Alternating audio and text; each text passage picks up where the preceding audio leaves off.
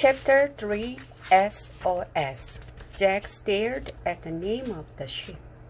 You know what happened to the Titanic, don't you? He said softly. Annie nodded. It hit an iceberg and sank, she said. But I don't get it. I thought that this ship was unsinkable. That's what people thought when the Titanic was built, said Jack, but they were wrong. Suddenly, steam gushed out of the ship's smokestacks. Then the engines cut off. The Titanic stopped moving. We'd better go home, said Jack.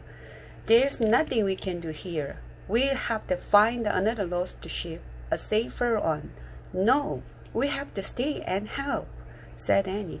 We can escape in the treehouse anytime we want. But what can we do? Said Jack. This ship's going to sink no matter what. We can't change history, and we can't take anyone into our time with us. Yeah, but maybe there's some way we can help, said Annie. How? Said Jack. I don't know, said Annie. Let's look around. Holding Teddy, she disappeared down a small stairway. Jack followed her to a lower level. Annie put Teddy down on the deck.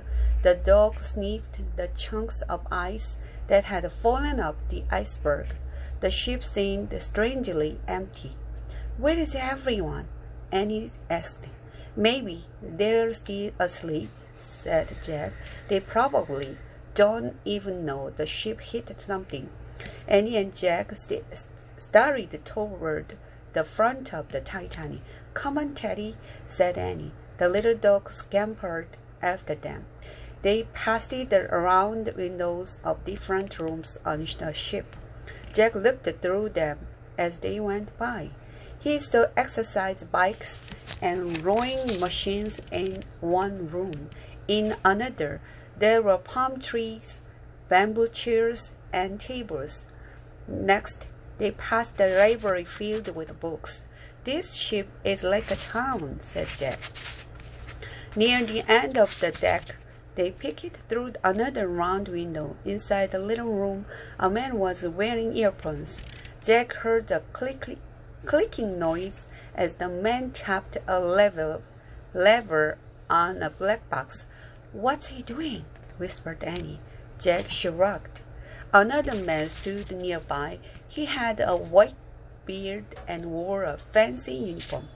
Send the international call for help, he ordered the man with headphones. Tell all ships close by to come at once. We are sinking. Yes, Captain, said the man. Great, they're calling for help, and he whispered. Jack shook his head. I don't think help will come, he said. He shined the flashlight on the book and found a picture of the radio operator. He read quietly to Annie. After the Titanic hit the iceberg at 11:40 p.m., the ship's radio operator sent out an SOS. An SOS is the International Distress Signal in Morse code. Unfortunately, the only ship near the Titanic had turned off its radio for the night. All the other ships who received the message were too far away to help. When the Titanic sank around 2:20 a.m., she was all alone. That's terrible, said Annie. I wonder what time is it now, said Jack. I don't know, said Annie. Jack pulled out his notebook and wrote, SOS, sent out, Titanic sinks at 2:20 a.m. He's sleeping, whispered Annie. Hide, whispered Jack. He and Annie moved quickly into the shadows. The captain stepped out onto the deck. Tell the men to start loading the lifeboats now, the captain ordered the deck hand. Yes, Captain, the man answered. The captain and the deck hand left. Annie turned to Jack. At least that's good, she whispered. Everyone can get into the lifeboat. I don't think it's good enough, said Jack. He read from the book again. On the Titanic, there were 20 lifeboats. To save all the passengers, the ship needed twice as many, but with all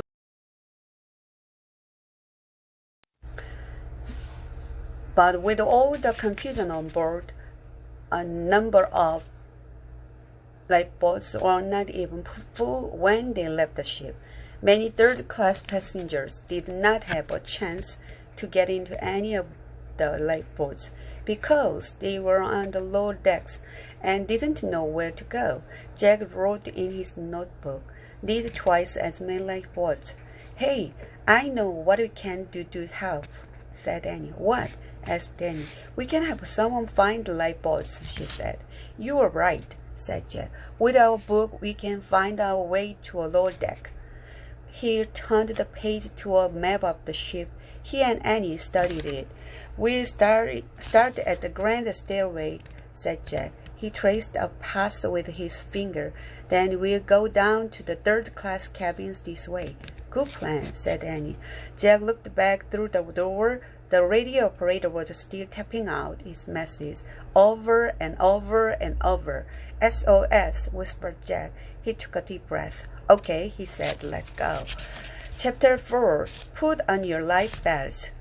Jack and Annie slipped through a door of the boat deck. Teddy was at their heels. "Wow," breathed Annie. "Erp, erp," Teddy barked. They were at the top of the empty grand stairway. It was beautiful. It was made of dark glossy wood, a huge dome with light hues above it. At the top of the stairs was a fancy clock. The hands of the clock were at 12:20. "Oh man, it's 20 minutes after midnight," said Jack. "The ship's going down in 2 hours." They hurried down the carpeted steps and into the first-class hallway. Teddy followed along. Jack looked at the map in the book. "These are the state rooms," he said. "This hall will take us to our third-class open deck." "Hey, look," said Annie. The floor was slanting down. Jack caught his breath. She was right. "That means the front of the ship is already sinking," he said. Just then, a man in a white uniform came down the hall. He knocked on the doors. "Put on your life belts at once and come up to the boat's desk," he called. Men and women stumbled out of their rooms. They wore elegant robes made of shiny cloth and velvet. "What's going on?" a woman asked. "There's been a little accident," the man in the uniform said cheerfully. "Oh, how silly," said the woman. "It's not silly," said Annie. "Do what it says." "Arf, arf," Teddy barked as if he agreed with Annie. "Shh, Teddy," said Jack. He picked up the little dog. Then he and Annie hurried down the hall. They crossed the third-class open deck, where more people were standing. These people were not dressed in fancy clothes. They mostly wore plain dark coats. They didn't seem worried either. They were all joking and laughing. Jack and Annie slipped through the crowd. They went into a big smoky room. 4 men were playing cards. A woman played the piano. A young couple danced to the music. "Put on your life belts and go up to the boat deck," Annie shouted. The people looked at Annie in surprise. The card players smiled at her. She opened her mouth to add again, but Jack pulled her out the door. "Come on," he said. "We have to get down to the third-class cabins before it's too late." They hurried down another hall. Then they climbed down another stairway. Jack carried Teddy the whole way. At the bottom of the stairs, they rounded a corner, and they both gasped. The floor was really slanting down here, and water sloshed at the end of the hallway. "The TITANIC is sinking," said Jack. "But no one understands," said Annie. "I know," said Jack. "It made him feel terribly sad." Teddy whined. Jack buried his face in the little dog's fur. "Come on," said Annie. She began banging on the cabin doors. The doors swung open. The cabins were all empty. "The people from this hallway must be the ones up near the lounges," said Jack. "Maybe you should go down to a lower deck." He started to walk back to the stairs, but Teddy began barking furiously. "What's wrong with him?" said Jack. "I don't know," said Annie. Suddenly, the dog leaped out of Jack's arms. He tried toward the water. "Watch out!" cried Jack. He and Annie ran after Teddy. The dog began barking at the closed door. The door opened. A very small boy peeked out. "It's now or never."